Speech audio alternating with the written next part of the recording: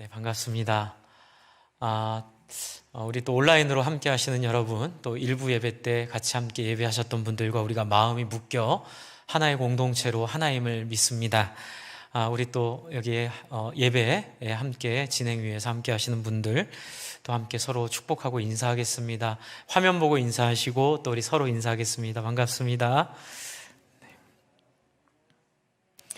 네, 우리 영상 보시는 분들은 댓글로도 인사해 주시면 서로에게 힘이 되고 격려가 될 것입니다.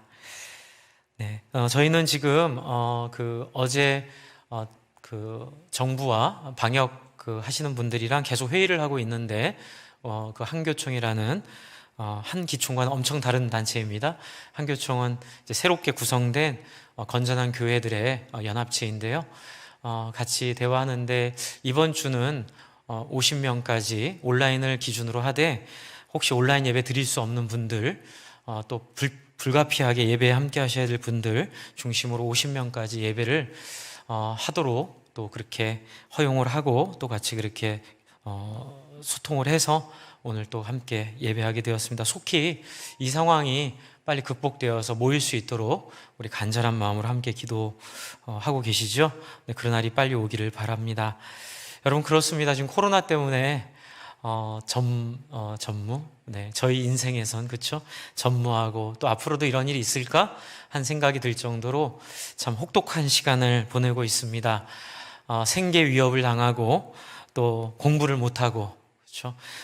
또 자기 인생의 계획 유학을 못 가고 어쨌든 이런 모든 어려움들 속에 우리가 함께하고 있는데 우리가 그들의 어려움을 함께 감당한다는 의미로 우리 예배하지 못하는 것을 좀 우리 좀 가볍게 좀 하나님 앞에서 드리고 우리 좀 그렇게 기도하는 우리 성도님들 되었으면 좋겠습니다. 근데 너무 가슴 아픈 건 한국 사회가 한국 교회를 보는 눈이 많이 차가워졌다는 것입니다. 제가 지난주에 우리 노예 목사님 중에 한 분이 암 투병을 하고 계셔서 또 너무 어려운 상황에 지금 투병하고 계셔서 위로하려고 저희가 고민을 하다가 병원은 병문안이 안 되잖아요. 그래도 좀 같이 기도를 꼭 해드려야 되고 또 상의할 일도 있고 해서 노예일과 관련해서 저희가 그 병원 쪽이랑 얘기를 해서 외래할 때 이제 그 외래하는 창구 밖에 사람들 많이 있는 자리에서 큰 노비에 이제 의자 2개가 있더라고요. 그래서 거기서 한 4분 목사님이 상의할 내용 가지고 갔다가 우리 같이 좀 기도했으면 좋겠다고 해서 그냥 손을 잡고 저희가 이제 4명 목사님이랑 그 목사님 5명 그리고 사모님이랑 이렇게 기도를 했는데요. 기도하고 눈을 딱 떴는데 분위기가 쏴한 거예요. 주변에 엄청 많았죠. 사람이 외래니까요. 막 당신들도 마스크 쓰고 막 대화도 막 크게 하고 뭐 그 대화보다도 우리 훨씬 작게 기도했는데 기도한다는 것 자체가 굉장히 좀 죄진 것 같은 분위기가 되고 굉장히 좀 하면 안 될 일을 한 것 같은 느낌이 처음 들어서 굉장히 좀 위축이 됐어요. 그리고 이제 병원을 나오면서 스스로 물어봤어요. 우리가 잘못했나? 아니요. 마스크 쓰고 큰 소리 안 내고 손 잡고 기도를 했는데 왜 그런 눈빛으로 우리를 한두 명이 아니라 딱 눈을 떴더니 모든 시선이 저희한테 고정되어 있었고 그 시선들이 굉장히 불편한 표정으로 저희를 보고 있는 또 저희도 거기에 위축이 돼서 우리가 뭘 잘못했는지 돌아보게 되는 그런 어려움들을 좀 겪고 이제 생각을 해보니까 참 뭐가 되게 좀 이렇게 잘못되었구나라는 생각을 하게 되었습니다. 그러다가 지난주에 제가 알고 있는 제가 이전에 알았던 목사님 중에 한 분이 이 향상교회 담임 목사님이신데 그 목사님이 저보다 후배이긴 하지만 너무 목회를 잘하세요. 정말 배울 것도 많고 한번 이렇게 뵙고 교제도 나눴는데 정말 저에게 참 많은 또 좋은 이미지를 많이 주셨는데 이분이 주보글을 썼는데 그게 또 이슈가 돼서 또 뉴스에도 나오고 사람들에게 많이 읽히게 됐더라고요. 그 글이 참 좋았습니다. 근데 이제 그 글이 제가 이제 겪고 있고 여러분이 아까 전에도 우리 기도해 주실 때 말씀하셨지만 지금 교회가 겪고 있는 우리의 모습들 이 모습들에 대한 반성이었는데요. 그 반성을 제가 보면서 오늘 제가 설교하려고 하는 이 야곱의 이야기와 그리고 예수님의 소금에 대한 이야기가 이제 겹쳐서 저한테 다가왔습니다. 그래서 오늘 말씀을 이 두 가지 본문을 가지고 준비를 했고요. 그 김석홍 목사님이라고 하시는데 그분이 쓰신 글 중에 한 구절을 제가 좀 말씀을 드리고 좀 말씀을 계속 진행하도록 하겠습니다. 이분이 이제 지금 미국에서 1년 동안 안식년을 갖고 있는데 그 칼빈 신학교에 청강을 하다가 교수님이 어떤 교수님이 소개한 이 야로슬라프 펠리칸 교수, 이분은 2006년에 돌아가신 교수님이신데 예일 대학 역사학 석좌 교수였고요. 그리고 굉장히 지금도 영향을 많이 미치고 있는 목회자세요. 저희 교단의 김명학 교수님 선생님이라고 하시더라고요. 이분이 했던 한 말씀을 잠깐 소개하겠습니다. 앞에 잠깐 보여주시죠. 네, 한번 제가 읽어드릴게요. 전통은 죽은 자들의 살아있는 신앙이고 전통주의는 살아있는 자들의 죽은 신앙이다. 이제 이 말을 이제 하셨고, 그리고 그 목사님이 그 청강을 하다가 이 이야기를 소개하는 교수님의 수업에 감동을 받아서 한국교회 상황을 놓고 그 교수님과 몇 시간을 앉아서 같이 이야기를 나눴다고 글을 쓰셨어요. 근데 저는 이 표현이 오늘 제가 드리려고 하는 이 설교의 내용을 잘 서포트하겠다 생각이 들어 소개를 합니다. 여기서 얘기하는 전통은 뭘까요? 전통은 우리가 그렇게 추구하고 존경하고 있는 우리 교단으로 말하면 박윤선 박사님의 신앙, 그렇죠? 그리고 또 여러분이 감동받았던 아버지 어머니의 신앙, 또 우리가 따르는 칼빈과 루터와 또 우리가 존경하고 있는 그 사도들의 신앙, 그렇죠? 바울과 또 그 수많은 예수님을 따랐던 제자들, 그리고 궁극적으로는 예수님이 하나님과 누렸던 그 영광스러운 교제가 이게 전통이 되는 거예요. 그래서 우리는 그것을 늘 사모하고 우리는 우리가 따라야 될 늘 표본으로 이야기하죠. 그런데 어느 순간부터 이 전통이 가지고 있는 하나님과의 관계를 누리지 못하게 되면, 그러니까는 예수님이 하나님과 누렸던 그 영광스러운 관계를 누리지 못하게 되면 우리는 어디로 가게 되냐면요, 주의로 가게 돼 있어요. 무슨 니즘 해가지고 그것을 주장하는, 우리 선배들이 누렸던 신앙을 강조하고 주장하는 주의로 가게 되는데, 이제 슬픈 건 어떤 일이 벌어지냐면 그 전통이 갖고 있는 신앙 속에 머무르면 죽은 자들이지만 살아있는 신앙을 우리가 누리게 되지만, 우리가 그것을 잃어버리고 전통주의, 그들을 앞세워서 우리의 안정과 평안을 누리려고 시도하면 그것은 살아있지만 죽은 자들의 신앙이 되는 역설이지요. 전통은 죽은 자들의 살아있는 신앙이고 전통주의는 살아있는 자들의 죽은 신앙이 되어버리는 이 역설이 단순히 이 펠리칸 교수의 이야기가 아니라 예수님의 사역했을 당시 예수님이 경험했던 이 유대인들의 모습이었기도 했고, 또 예수님께서 경고하셨던 예수님을 믿는 교회들의 도전이기도 했던 것 같아요. 그런데 이것이 그것뿐만이 아니고요, 이미 야곱에게서도 나타나고 있는 모습이에요. 저는 야곱의 인생을 보면 이 전통주의와 전통이 잘 드러난다고 보입니다. 그래서 이 전통과 전통주의를 설명하려고 오늘 하는데요, 이를 위해서 잠깐 아까 전에 읽었던 예수님의 이야기, 마태복음 5장 13절을 다시 한번 볼게요. 5장 13절부터 16절 한 절만 읽었는데 여러분 한번 펴시고 마태복음 5장 13절 16절 제가 한번 말씀을 드려볼게요. 예수님께서는 이렇게 우리에게 부탁하십니다. 너희는 세상의 소금이다. 그런데 예수님도 전제하시죠. 소금이 맛을 잃을 수 있다고요. 예수님은 이걸 알고 계시는 거예요. 소금이 맛을 잃을 수 있는데 맛을 잃으면 너희가 알아야 된다. 어떤 현상이 일어나냐면요, 쓸모가 없어져 사람들이 버린다. 그리고 그게 발에 밟히게 된다. 그렇게 얘기를 하고 계시고요. 그래서 16절에 이렇게 얘기하세요. 이같이 너희 빛이 사람 앞에 비치게 하여, 이것은 소금과 빛을 다 아우르는 표현인데요, 그들로 너희 착한 행실을 보고, 이렇게 되어 있습니다.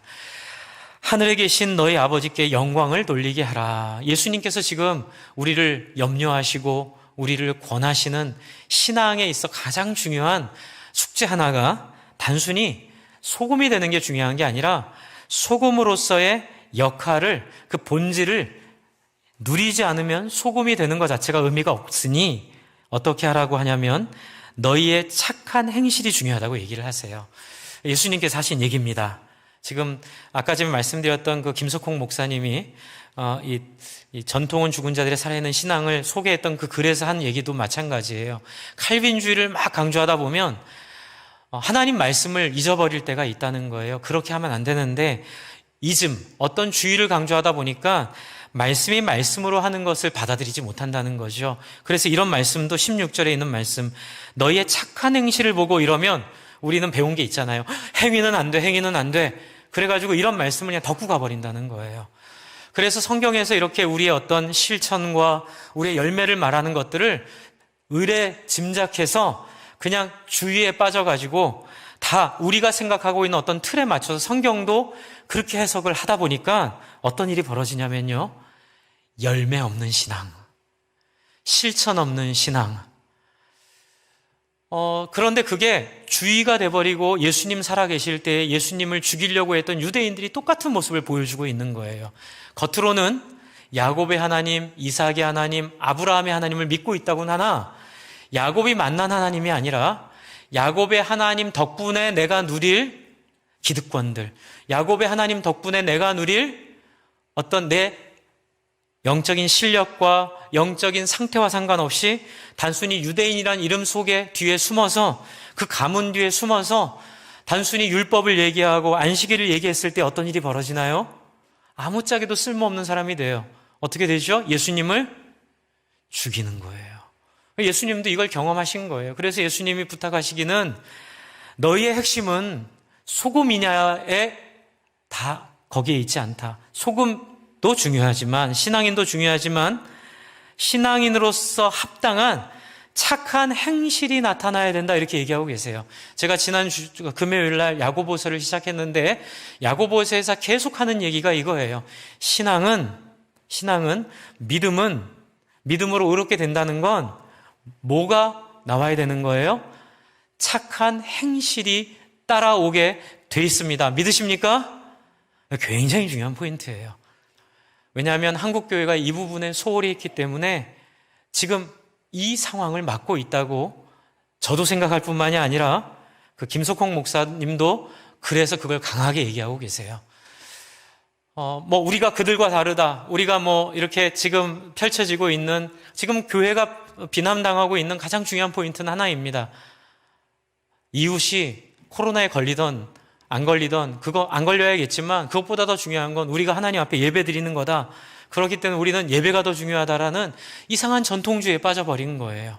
그래서 다른 사람을 배려하는 것보다는 마치 유대인들이 했던 것처럼 안식일에 사람을 고치는 게 예수님 잘못됐다고 예수님을 공격하고 예수님을 죽이려고 했던 그 모습을 그대로 재현하면서도 우리의 모습이 뭐가 부족한지를 깨닫지 못하게 되는 것은 바로 예수님이 경고하신 것처럼 우리가 갖고 있는 신앙이 정말로 하나님과 교제하고 만나는 신앙이 아니라 그것으로 결과가 일어난 구원이라는 그 구원의 결과만 붙잡고 나머지 행실이나 우리의 열매에 대해서는 신경 쓰지 않은 그러한 신앙의 결과다. 이렇게 저는 지난주에 기도하면서 그런 생각하게 됐습니다. 그래서 이럴 때일수록 우리가 그들을 비난하거나 우리가 다르다 말할 게 아니라 결국 저와 여러분이 추구하고 저와 여러분이 생각했던 신앙의 강조점이 균형 잡히지 않았기 때문에 이런 종교 중심적이고 자기 중심적인 예수님을 어느 순간 떠나버리게 된 잘못된 신앙에 우리가 빠지지 않았나라는 고민을 하고 같이 회개하고 우리를 돌아봐야 되지 않을까라는 생각을 하게 됩니다. 결론은 이렇습니다. 착한 행실은 진정한 믿음입니다. 믿으십니까? 예, 진정한 믿음은 착한 열매를 갖고 오게 돼 있고요. 진정한 하나님과의 만남은 행동의 변화를 갖고 오게 되어 있습니다. 그 증거가 바로 야곱이에요. 이제 야곱으로 가보겠습니다. 제가 지금 말씀드린 그 삶의 모습을 야곱이 잘 보여주고 있는데요. 먼저 말씀드리고 싶은 건 결과, 야곱의 결과를 먼저 보여드릴게요. 47장 7절부터 10절을 보겠습니다. 저는 지난주에 이 고민을 하다가 우리 매일 성경 묵상 본문이잖아요. 참고로 말씀드리면 저희 교회 신앙생활 같이 하시면서 매일 성경 안 하시면 신앙의 이 풍성함을 50%는 놓치고 신앙생활 하신다고 생각하셔야 됩니다. 꼭 하십시오. 매일 성경 말씀 묵상을 저희 교회 성도님들이라면 하시는 게 굉장히 여러분을 풍성하게 해드릴 수 있어요. 왜냐하면 이렇게 평소에 묵상을 해놓으면 오늘 같은 날 이 내용이 잘 이해가 될 거기 때문에 그렇습니다. 다 하실 줄을 알고 말씀드릴게요. 여러분이 47장 7절부터 10절에 있는 이 모습은 제가 지난주에 경험했던 그 경험과 정반대의 모습이에요. 지금 보시죠. 7절에 요셉이 자기 아버지 야곱을 인도하여 바로 앞에 서게 합니다. 여러분, 바로가 누구입니까? 바로는 그 당시 가장 강력한 권한을 쥐고 있는 무소불위의 존재예요. 지금의 권력자와는 비교가 안 되죠. 바로가 한마디 하면 죽을 수도 있고 살 수도 있어요. 그렇기 때문에 요셉은 자기 형들을 미리 바로에게 보이기 전에 바로에게 형들에게 부탁을 하나 합니다. 46장 33절. 네. 바로가 당신들을 불러 너희의 직업이 무엇이냐 묻거든. 이렇게 이제 교육을 하는 거예요. 면접 교육을. 바로 앞에 갔을 때 어떻게 해야 되는지. 그때 34절에 어떻게 하라고 시키죠? 당신들은 이르시기를, 형들에게 하는 얘기예요. 뭐라고 하라고요? 주의 종들은 어렸을 때부터, 여기서 특이한 게 뭐예요? 주의 종들은, 이 주의 종이 뭐냐면요, 하나님의 종이란 뜻이 아니라 바로 당신의 종입니다, 이 표현이에요. 그러니까 바로한테 나가서 꼭 해야 될 말이 뭐냐면 당신의 종인 저희들은, 이렇게 표현을 해야 되는 거예요. 그러니까 바로 앞에 나가자마자 해야 될 일은 무릎을 꿇고 나는 당신의 종입니다 라고 인사하고, 그리고 답변을 하라고 지금 가리키고 있어요. 그래서 47장 1절부터 보면 형들이 나아가요. 형 5명이 바로에게 2절에 보이죠? 그래서 3절에 바로가 물어요. 무엇이냐 물어보는데, 여기서 특이한 건 뭐냐면, 여기서 볼 수 있는 건 뭐냐면 바로가 먼저 물어봐요. 그렇죠? 형들이 나가서 바로가 먼저 물어보자. 형들이 뭐라고 얘기해요? 나는 누구의 종이에요? 바로 당신의 종인데 라고 하면서 예의를 갖추죠. 근데 여러분, 이걸 한번 생각해 보시고 지금 7절에 야곱의 모습을 한번 보세요. 야곱은 어떻게 해요? 바로 앞에 서게 하니 기다려야 돼요. 야곱 원래는 바로가 물어보기 전까지는 말하면 큰일 나요. 그런데 야곱은 들어가자마자 내 자식을 잃으면 잃으리로다. 그때 변했던 그 야곱은, 그렇죠? 들어가자마자 어떻게 해요? 바로를 향하여 하나님의 평강이 당신에게 있기를 바랍니다. 유대인식으로 말하자면 이 축복이 어떤 축복인지 쓰여있지는 않아요. 그러나 학자들이 상상하기로는 아마 유대인들의 전통적인 축복이라고 학자들은 해석해요. 들어가자마자 바로가 말하기도 전에 죽으려고요. 큰일 날려고. 바로가 물어보기도 전에 야곱은 당당하게 나가서 뭐라 그래요? 하나님의 축복을 바로에게 선포하는 거예요. 저는 지난주에 이 한 절이 얼마나 제 마음을 후벼 파는지 몰라요. 여러분, 우리가 기도하는 걸 세상이 미워하고 싫어하더라도 두려워해야 하는데 이제는 혐오의 대상이 된 거예요. 교인들이 만나 기도하고 교인들이 만나 예수 믿는다고 이렇게 표현하는 게, 요즘에 심지어 그런 회사가 생겼답니다. 가슴이 너무 아픈데 면접을 하는데 교회에 다니냐고 묻는데요. 왜 물어볼까요? 신앙생활 하냐고 묻는데요. 왜 물어볼까요? 탈락시키려고요. 더 이상 신앙생활하고 교회에 다니는 사람들은 극단적인 이기주의에 빠지고 자기 신앙만 중요하다고 여기고 사회에 피해가 되든 안 되든 자기들이 추구하고 있는 행동을 위해서는 물불을 가리지 않는 사람으로 오해받고 있어서 오히려 역으로 차별받게 되는 상황. 제가 그걸 지지난주에 들었어요. 실제로 어떤 목사님 교회 그 청년이 면접을 갔는데 교회 다니냐고 물어봐서 고민을 했다고, 뭐라고 대답해야 될지. 그러나 여러분, 제 마음이 너무 뜨거워지는 거예요. 야곱은 어떻게 해요?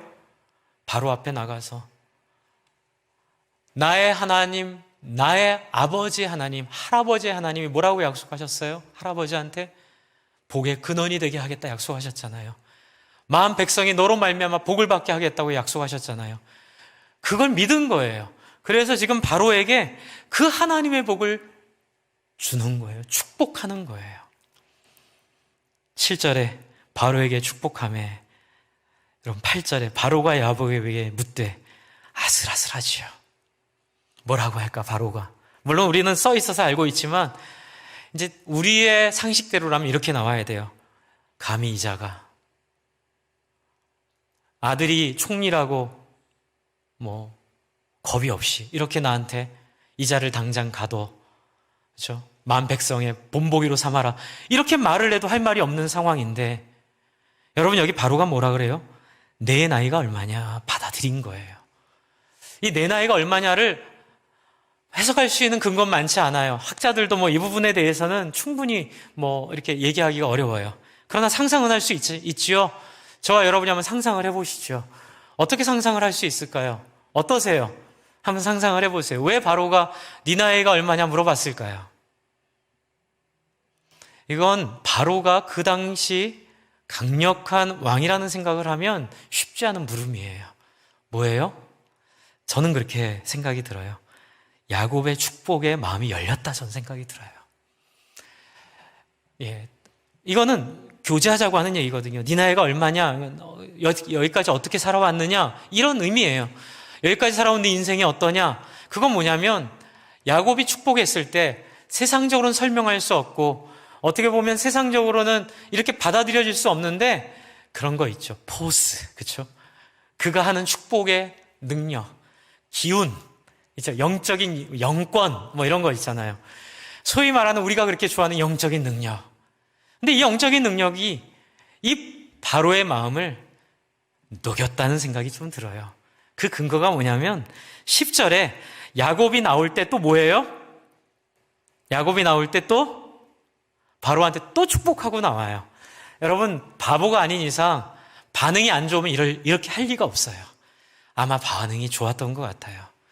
바로가 그것을 좋게 여기고 어쩌면 이 축복을 통해 바로가 한 번도 느껴본지 못한 하나님의 어떤 영적인 능력을, 야곱에게 느껴오는 그 힘을, 야곱에게 느껴오는 그 따뜻함을 느꼈을지도 모르겠어요. 그래서 9절에 보면 소위 말하는 야곱의 간증이 나와요.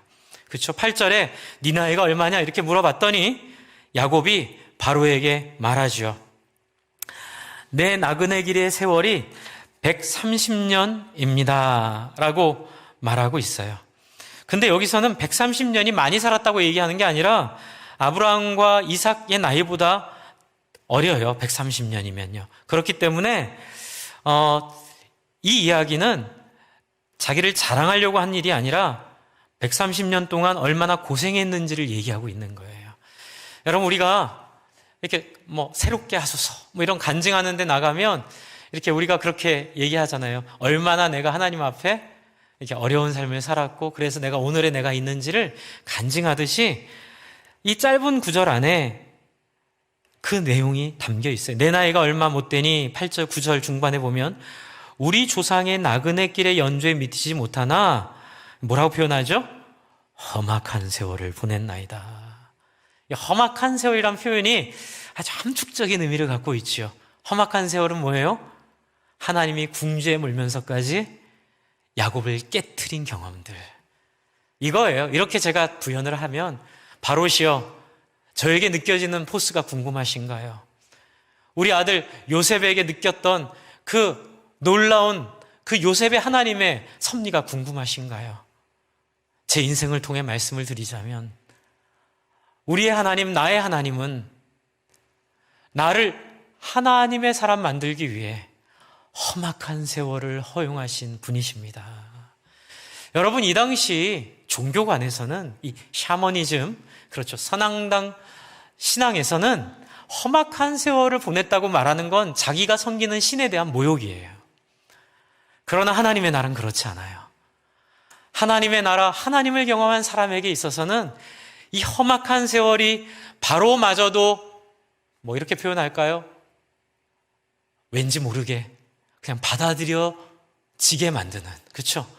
바로마저도 나도 이해할 수 없는데 야곱이 축복할 때 그냥 무례하다는 생각도 안 들고 그냥 야곱의 축복에 마음이 활짝 열려버리는, 물론 그 안에는 요셉의 역사를 통해 바로가 인지하고 있었던 그 여호와 하나님, 그 하나님에 대한 인지도 있었겠지만 그 험악한 세월을 견뎌내며 하나님께 다루어진 바 된 사람의 뭘까요?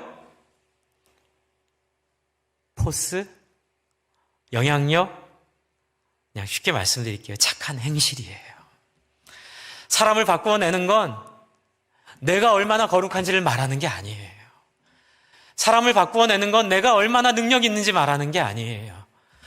나는 예수 믿으니 너는 내 말 들어야 돼. 이게 한국교회가 이렇게 땅에 떨어져 밟히게 된 가장 부끄러운 자리의 이유인 것 같아요. 우리는 어느 순간부터 주장하기 시작했고, 우리는 어느 순간부터 경력을 내세우기 시작했고, 우리는 어느 순간부터 우리 안에 쌓여진 많은 교회 재산들, 교회가 가지고 있는 힘들, 교회가 권력자들과 결탁해서 가지고 있었던 그 수많은 혜택들을 자랑하며 그것을 마치 하나님의 능력인 양 착각하고 살았을지도 몰라요. 그러나 하나님은 너무나 감사하게도 하나님은 살아계셔서, 할렐루야, 살아계셔서 하나님은 역시나 하나님은 틀림없는 분이세요. 한국교회를 사랑하는 줄을 믿습니다. 그래서 이런 기회를 주셔서, 이런 포로시대와 같은 하나님의 기회를 우리에게 주시고, 야곱이 궁지에 몰려 그렇게 궁지에서 변화될 수 있는 그런 낮아짐을 허락하셔서, 요셉이 감옥에 갇혀서 그렇게 자기 자신을 비울 수 있는 그 놀라운 공간을 우리에게 허락하신 것이 바로 지금 이 상황인 줄을 믿습니다. 네. 참 감사하죠. 험악한 세월, 그 험악한 세월이 야곱에게는 복이었고요, 이 험악한 세월이 교회에게는 착한 행실의 비결인 거예요. 우리에게 험악한 세월은 뭘까요? 내가 그리스도와 함께 십자가에 못 박혔나니. 여러분, 이건 아름다운 수사만이 아니에요. 그냥 듣기 좋으라고 내가 그리스도와 함께 십자가에 못 박혔나니, 그게 아니에요. 이 기독교 신앙은 실제로 예수와 함께 십자가에 못 박힘을 경험하는 삶이 펼쳐집니다. 할렐루야. 여러분, 예수님 믿으면 그 다음에 다가오는 내 인생의 모든 섭리는 나를 예수 닮아 비우게 만드는 모든 경제적인, 환경적인, 자녀들과 건강이 다 함께 협력하여 선을 이루는데, 어떻게 선을 이루어요? 나를 깨어지는 데 나아가게 하는, 나를 거스르는 데 나아가게 하는, 내가 그리스도와 함께 십자가에 못 박히는 이 험악한 세월을 하나님이 우리를 사랑하시게 주시는 줄을 믿으시기 바랍니다. 정말이에요. 저도 이렇게 지난 시간들을 돌아보면 하나님의 사람들은 틀림없어요. 여지없어요. 하나님의 사람들은 틀림없어요. 그래서 하나님의 사람들은 뭐 이렇게 요행이나, 하나님의 사람들은 딴 사람들 다 그냥 얻어 걸리는 그런 거 안 돼요. 하나님의 사람들은 정말 부하지도 가난하지도 않도록, 때로는 부하더라도 그것이 준비가 잘 된 사람들에게 하나님이 그 부를 주셔서 쓰기도 하는데, 때로는 그 부 때문에 망하는 것도 많이 봤어요. 결국에는 자기에게 주신 그 놀라운 그 은혜 때문에 하나님 앞에 자기를 비우는 것들에 실패해서 착한 행실이 잃어버려지고, 그래서 소금이지만 맛을 익은 소금으로 하나님 앞에 요한계시록이 계속 경고하는 것처럼 마음 뺏기지 말고, 거기에 오해하지 말고, 착각하지 말고, 너를 부르신 하나님이 누구인지를 간직하고 소유하라고 부탁하신 요한계시록의 목적처럼 그렇게 하나님은 우리를 향하여 간절히 바라고 계세요. 어떻게 해요? 내가 그리스도와 함께 십자가에 깨지는 험악한 세월을 잘 소화하도록, 그 시간을 피하지 말도록, 그 시간을 도망치지 말도록, 그 시간을 잘 감당하도록 하나님이 우리와 함께하고 계세요. 그러자 10절에 야곱이 바로에게 축복하고 그 앞에서 나오느니라.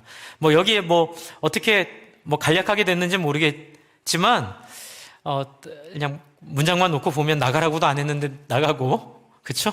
말하라고 하지도 않았는데 그냥 말해버리고, 그러나 이것을 하나님의 권위로 해버리는, 저는 이런 기회를 통해 우리의 신앙이 정금과 같이 연달된 줄로 믿습니다. 한국교회 하나님 주신 이 놀라운 은혜가 정말 정금과 같이 다시 재련되고 연단되어 우리 안에 자기가 버려지고 하나님으로 채워지는 신앙으로 한국교회가 다시 회복될 줄로 믿습니다. 그래서 어느 날 뒤를 돌아보면 옛날에는 이유 없이 구박당하고 핍박당하고 땅에 버려져 밟힌 바 되었지만, 그러나 다시 말씀 가운데 야곱의 이 험악한 세월을 잘 견뎌내고 이 과정을 통해 회개하고 우리를 돌아보고 우리에게 주어진 것이 하나님 때문에 생긴 재물이나 능력이 아니라 그 하나님 자체임을 고백하게 될 때에 우리가 세상을 향해 이런 영향력을 미치고 세상이 우리를 통해 하나님을 찬양하고, 그런 거 있잖아요.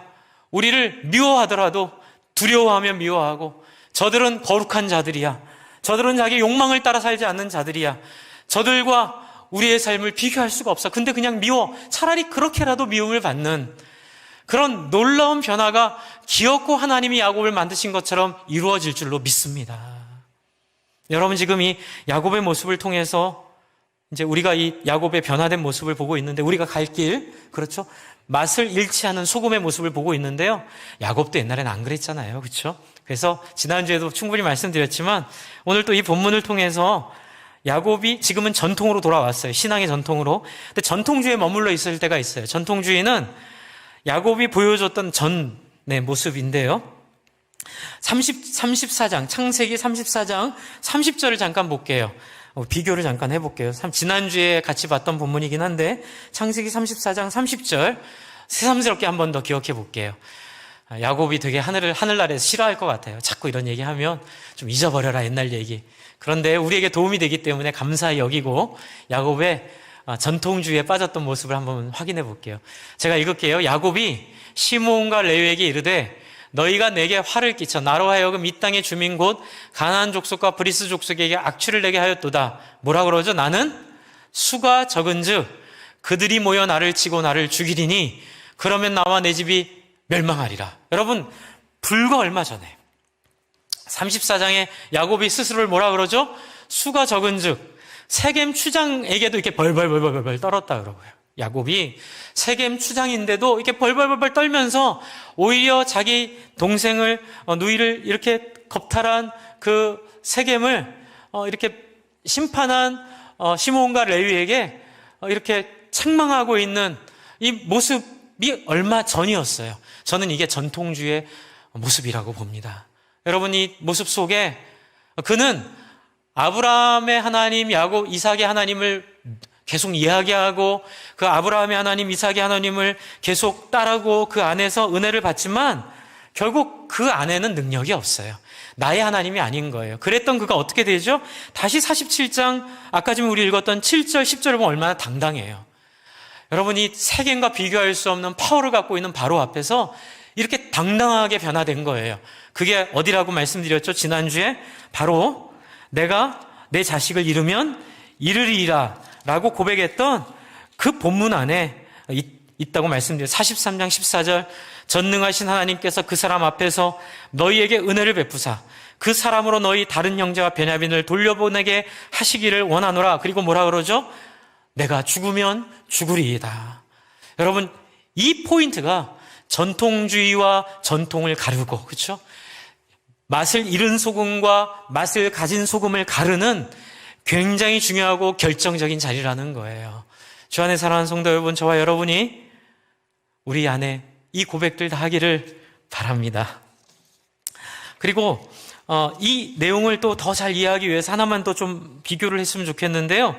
이 47장 7절부터 10절에 있는 바로의 모습은 이미 46장 1절부터 나타나고 있어요. 이 변화된 이스라엘의 모습이 46장 1절에 나타나고 있는데 한번 가볼게요.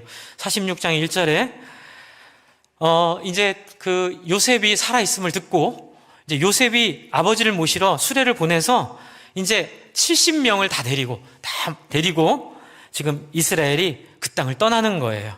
이스라엘이 46장 1절을 제가 말씀드릴게요. 이스라엘이 모든 소유를 이끌고 떠나 중간에 뭐가 있냐면요, 브엘세바라는 데가 있어요. 브엘세바에 이르러 그의 아버지 이삭의 하나님께 희생제사를 드리니, 1절은 나중에 좀 기회가 되면 그 수가성의 여인 우물가에, 야곱의 우물에 있었던 예수님의 이야기와 연계해서 한번 설교 한번 드리고 싶고요. 어쨌든 이 브엘세바라는 자리는 지금 야곱이 얼마나 변화됐는지를 보여주고 있는 자리예요. 왜냐하면 옛날엔 이런 데 관심 없었거든요. 오직 야곱의 관심은 자기의 생존이었어요. 그래가지고 전통주의자들의 관점이 늘 그렇거든요. 하나님을 말하지만 관심은 자기의 이해관계예요. 하나님을 앞세우지만 늘 관심은 자기의 생존이에요.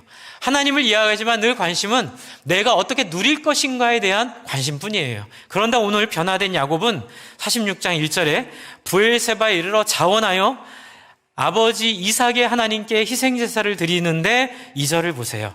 2절에 어떤 일이 벌어지죠? 그 밤에 하나님이 이상 중에 이스라엘에게 나타나 이르시되 뭐라 그래요? 야곱아 야곱아 하시니 야곱이 이르되 뭐라 그래요? 내가 여기 있나이다 하며 이러죠.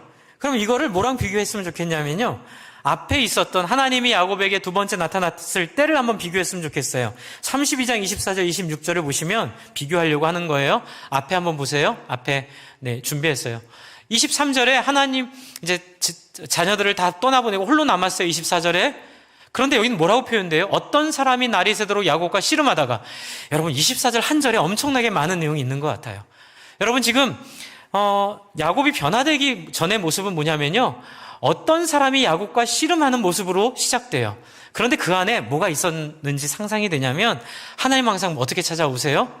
야곱, 오늘 46장 2절처럼 야곱아 야곱아 야곱아 이렇게 부르면서 찾아오세요.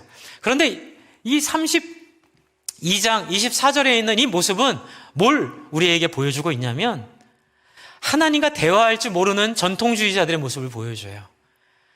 여러분 옛날에 우리가 기도할 때에, 저도 그때 잘못 기도를 배웠는데, 그냥 예수 믿으면 원하는 대로 기도하면 하나님이 다 주시고, 주실 때까지 끈질기게 하나님 바짓가랑이 붙잡고 기도해라. 제가 진짜로 배웠던 기도였어요. 그래가지고 막 소나무 뿌리 뽑고 이런 기도의 전설을 많이 들었는데, 그것도 좋죠. 중요하죠. 근데 반은 맞고 반은 틀렸더라고요. 보세요. 24절에 야곱이 어떤 사람이 날이 새도록 야곱과 씨름하다가, 이게 뭐냐면요, 하나님이 왜 나를 구원했는지 생각하지 않고 그냥 하나님을 뭐예요? 그냥 나 잘되게 하는 도구로만 여겨서, 아마 저는 이렇게 상상을 해요.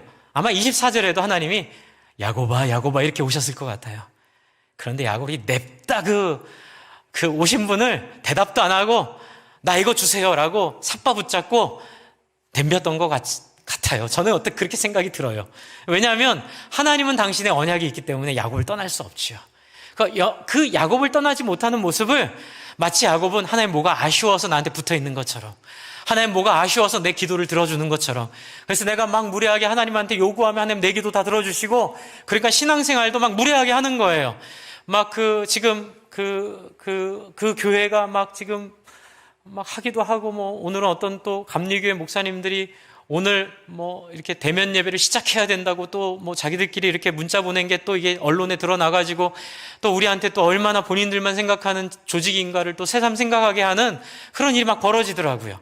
그러니까는 그냥 내가 원하면, 우리가 필요하면 그게 하나님 뜻이라고 착각하는 모습이 바로 32장 24절에 있는 야곱의 모습인 거예요. 하나님 오면 물어보고 하나님의 뜻 생각 안 하고 무조건 씨름하는 거예요. 하나님이 우리에게 예수 주셨거든요. 십자가 보혈 주셨거든요. 하나님은 신실한 분이시거든요.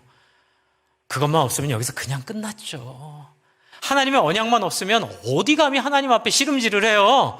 그냥 그걸로 끝나는 거예요. 그런데 하나님은 그 언약, 하나님의 신실하심, 한 번 말하신 것을 어기지 않으시는 하나님의 언약 때문에 이 꼴을 다 당하시는 거예요. 하나님 너무 불쌍한 거예요. 저는 그래서 이걸 깨닫고 난 다음에, 예수님을 믿고 난 다음에도 우리도 너무 민망한 거예요. 예수를 보내신 게 그 꼴 당하려고 보내신 거 아니거든요. 그 일 당하려고 보내신 거 아니거든요. 야곱아 야곱아 부르면 나를 위해 십자가에 죽으신 예수의 은혜 앞에 우리가 감동하여, 내가 원하는 거 있어도 다 발 밑에 내려놓고, 아버지 저에게 뭘 원하십니까? 이렇게 말하길 하나님 원하시는데, 우리는 냅다 삿바지를 하는 거예요. 거기다가 손 집어넣고, 그쵸? 딱 다리 걸어가지고 내가 원하는 이 기도 제목 많이 있으시죠? 있잖아요. 그렇죠? 이거 안 들어주시면 하나님 절대로 이 자리 못 떠나요 라고 하는 그 잘못된 태도, 여러분 그 태도가 야곱의 모습이었어요. 그게 전통주의의 모습이에요. 아무리 옳은 말을 많이 하고 아무리 칼빈주의 종교개혁주의 아무리 좋은 말을 많이 해도 결국 하나님과 교제하지 않고 하나님께 듣지 않고 말씀 앞에 겸손히 엎드려 하나님의 마음을 들으려고 하지 않으면 우리는 계속 32장에 머무르게 된다고요. 그러니까 25절에 뭐라 그러죠? 자기가 야곱을 이기지 못함을 보고, 여러분 이건 우리는 여기에다가 정말 잘 입히고요, 정말 우리의 회개의 성을 쌓아야 돼요. 자기가 야곱을 이기지 못함을 보고 너무 민망하고 미안하죠. 하나님에게 너무 미안한 거예요. 하나님을 이기려고, 그렇죠, 이러지도 못하고 저러지도 못하는 하나님의 그 입장을 우리가 이용하는 거죠.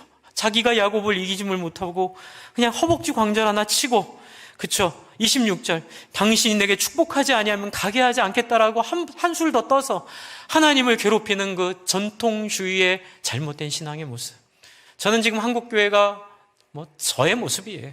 우리 한국교회는 결국 우리가 토양분 아니겠어요? 우리가 믿었고 우리가 알고 있었던 그 소위 말하는 그 신학을 중요하게 여기는, 그렇죠, 삶보다는 신학을 중요하게 여기는 우리의 신앙 속에 우리가 어느새 우리도 모르는 사이에 이런 버릇없는 모습들로 하나님 앞에 우리가 잘못되어 있진 않았나. 야곱도 그랬거든요. 그리고 제가 지난주 말씀드린 것처럼 한술 더 떠서 뭐라 그러죠? 하나님한테 나로 이 땅에 평안에 돌아오게 하시면 내가 11조도 드리고 성전도 건축하고. 아이고, 얼마나 답답하고 얼마나 하나님 아팠을까요? 저는 그 뒤에 하나님의 점이 보여요. 그 뭔지 아세요? 여러분, 요즘 아이들이 할 말이 없으면 대꾸하기도 이렇게 가치가 없는 얘기 들으면 대답을 안 한 거죠. 여러분, 하나님이 건물이 없어서 그러세요? 하나님이 돈이 없어서 그러세요? 아니에요. 예전에 누가 그러더라고요. 옛날에 한국교회는 돈도 없고 땅도 없고 내게 은과 금 가진 것 없지만 내가 내게 줄 수 있는 건 나사렛 예수의 이름으로 일어나 걸으라는 능력이 있었는데, 이제는 건물도 있고 땅도 있고 권력도 있고, 그런데 이제는 예수의 이름의 능력이 없는, 예수의 이름으로 나를 포기하고 자기를 던지는 사람 속에 나타나는 그 능력을 잃어버린 그 아픔들이 우리 가운데 있다고요. 야곱이 그랬어요. 그런데 야곱이 제가 늘 말씀드리는 것처럼 자기가 끝까지 포기할 수 없었던 요셉 죽은 줄 알았고 베냐민까지 포기해야 되는 그 순간 하나님 앞에 죽으면 죽으리라 궁지에 몰려 어쩔 수 없이 손을 놔버렸지만, 그러나 야곱은 변화됐어요. 46장에 다시 돌아가 보시면 야곱의 변화를 너무나 잘 보여주고 있어요. 2절에 46장 2절 굉장히 중요한 부분입니다. 그 밤에 하나님이 이상 중에 이스라엘에게 나타나 이르시되 야곱아 야곱아 하시는지라. 야곱이 이르되 뭐라 그러죠? 밑줄 여기다 치세요. 빨간 표시. 한번 같이 읽어보겠습니다. 시작. 내가 여기 있나이다 하매. 할렐루야. 여러분, 하나님은 이 고백을 듣기 위해 하나님은 야곱의 인생에 이 모욕을 다 감당하시고 야곱을 결국은 만드셔서, 그렇죠, 야곱을 결국은 하나님 앞에 이런 사람을 만드셨어요. 뭐예요? 삿바 잡는 사람이 아니라 하나님 종이 듣겠나이다 말씀하소서. 할렐루야. 여러분, 정말 중요한 부분이에요. 여러분, 신앙의 핵심은 여기 있어요. 잘 듣는 사람이에요. 신앙은 하나님의 음성에 귀 기울이는 사람이에요. 내가 원하는 게 중요한 게 아니에요. 내가 필요한 게 중요한 게 아니에요.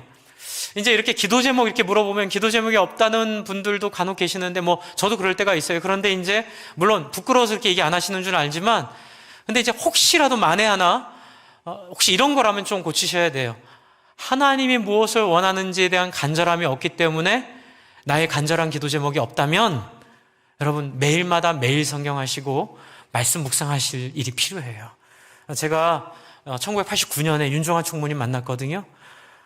89년 윤종환 총무님 만나서 그때 매일 성경 처음 시작했을 때인데, 윤 총무님이 저한테 저희 앉혀놓고 맨날 그 얘기 하셨어요. 기도하러 나오면 하나님께 여쭤봐라. 나오자마자 소나무 뿌리잡을 붙잡고 뿌리 뽑으려고 하지 말고, 그럼 저희가 질문했죠. 총무님, 그러면 어떻게 하나님의 음성을 듣나요? 그때 늘 하신 말씀이 말씀을 통해 말씀하신다. 그래서 하루에 정기적으로 일정 분량의 말씀을 읽고, 그리고 그것이 줄거리가 되면 하나님이 이해가 되기 시작하고, 그리고 하나님이 이해가 되면 그 하나님이 나에게 어떤 분이신지가 설득이 되기 시작하고, 그러면 거기에 하나님의 마음이, 이게 굉장히 중요한 표현이에요. 하나님의 마음이 보인단다. 그때 처음 알고 그렇게 노력했어요. 그런데 처음엔 어려웠는데요, 성경을 계속 읽고 묵상하다 보니까 마음을 열고, 내가 필요한 것만 찾으면 안 돼요. 그냥 늘 흐름에 따라, 매일 성경하면 7년에 한 번 성경을 다 읽거든요. 흐름에 따라 말씀을 다 읽다 보니까 제가 보이더라고요. 제가 얼마나 야곱 같은지, 제가 얼마나 솔로몬 같은 그 약점을 갖고 있는지 제가 보이니까 그 다음에는 기도 제목이 막 쏟아져 나오는 거예요. 뭐예요? 솔로몬을 통한 기도 제목, 야곱을 통한 기도 제목. 그러면서 하나님의 저에게 주시는 주제들이 놀라운 경험들을 합니다. 매일 성경의 본문을 맞춰 제 삶을 인도하시더라고요. 삶의 어려움도 희한하게 매일 성경 본문 때까지 기다렸다가 매일 성경 본문에 맞춰 삶의 어려움이 생기더라고요. 이런 경험을 제가 한두 번 경험하지 않아요. 지금도 그 경험을 하고 있어요. 주 안에 사랑하는 성도 여러분, 하나님의 음성 들으시는 저와 여러분 되기를 바랍니다. 이를 위해서 소스가 필요하잖아요. 그러니 말씀을 잘 귀담아 들으시는 비우는 마음이 필요해요. 욕심을 버리지 않으면 하나님의 말씀 들리지 않아요. 욕심을 가지고는 하나님이 보이지 않아요. 그래서 우리의 기도 제목 첫 번째는 뭐예요? 내 눈에 눈꺼풀을 벗겨주시고, 내 마음에 있는 욕망을 제어하여 주시고, 내가 지금 몰입하고 있는 그 몰입에서 좀 한 발짝 떨어지게 하셔서 하나님의 소원을 제가 볼 수 있도록 하나님 저에게 역사하여 주십시오. 그리고 여기에 정말로 필요한 게 뭐냐면요, 공동체예요. 여러분, 목장의 기능 중에 정말로 중요한 기능은 매일 말씀을 묵상한 말씀을 서로 나누는 거예요. 그런데 여러분, 말씀을 이해하는 게 너무 다양하잖아요. 그래서 말씀을 나눔을 통하여 공공성을 확보하는 거예요. 그래서 역사적 공동체를 통하여 신학계 역사학을 통해서 우리의 말씀의 해석이 옳은지를 확인하고요, 목장 모임을 통하여 내가 묵상한 말씀이 정말 객관적으로 하나의 말씀인지를 확인하는 과정을 이 말씀 나눔을 통하여 목장 안에서 자기를 드러내면서 기도 제목도 나누면서 또 내가 이해한 말씀이 옳았는지를 나눔만을 통해서 알 수 있어요. 여러분, 꼭 이 말씀 앞에 나아가 하나님의 마음으로 자기를 비출 줄 아는 여러분 되시기를 바랍니다. 여러분, 이 변화가 결국은 야곱을 당당하게 애굽으로 내려가게 하고요, 여러분, 아까 좀 읽었지만 그 세겜 땅에서 그 작은 위협에 벌벌 떨었던 야곱이 지금 난민이거든요. 난민으로 애굽으로 70명 데리고 내려가면서 이렇게 바로 앞에 당당하게 되어지는 것처럼 저와 여러분의 변화가, 저와 여러분의 관심이 교회가 새롭게 빛으로 소금으로 세워지는데 역할이 될 줄 기대하고 기도합니다. 우리는 다시 회복될 거예요. 교회는 늘 그래왔어요. 교회는 다시 빛 가운데 드러나게 될 거예요. 다시 정결하게 될 거예요. 그 앞에 우리 사명의 교회가 그런 귀한 고백 가운데 나아가도록 여러분, 우리 기도할까요?